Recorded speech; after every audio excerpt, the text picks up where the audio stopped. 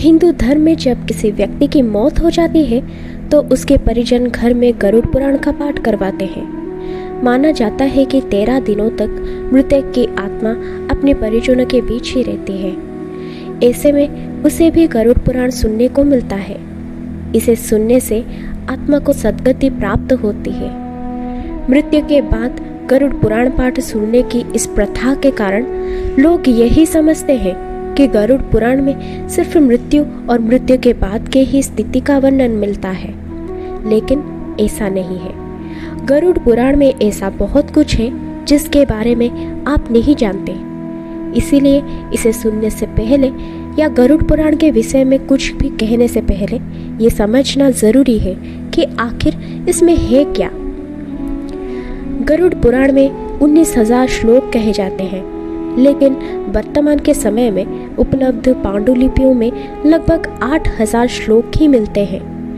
गरुड़ पुराण के 2 भाग हैं, पूर्व खंड और उत्तर खंड। करीब 90% सामग्री पूर्व खंड में है और केवल 10% सामग्री उत्तर खंड में है। गरुड़ पुराण में हमारे जीवन को लेकर कई गूढ़ बातें बताई गई है, जिनके बारे में व्यक्ति को जरूर जानना चाहिए। आत्मज्ञान का विवेचन ही गरुड़ पुराण का मुख्य विषय है।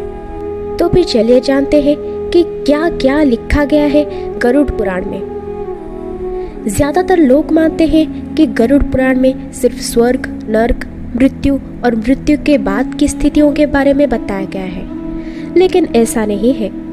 गरुड़ पुराण के 19,000 श्लोकों में से 7,000 श्लोक ऐसे हैं जिसमें ज्ञान, धर्म, नीति, रहस्य, व्यावहारिक जीवन, आत्म, स्वर्ग, नरक और अन्य लोकों का वर्णन मिलता है।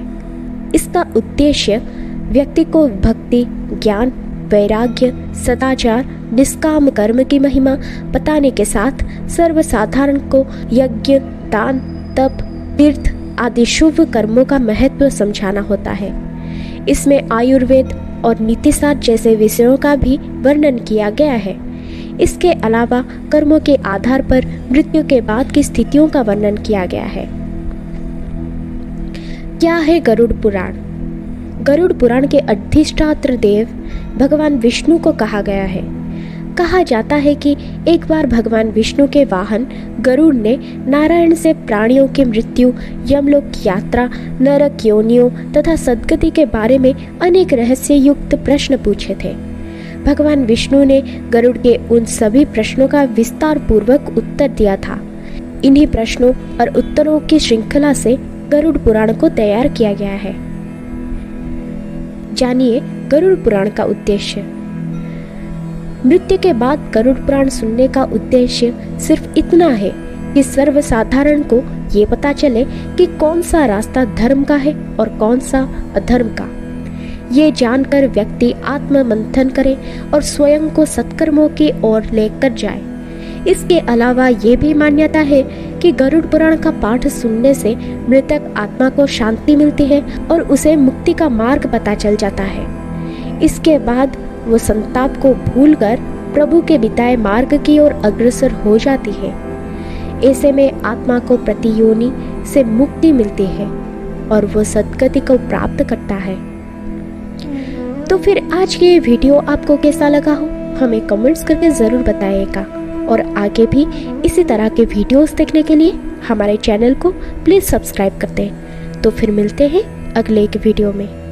जय श्री कृष्ण।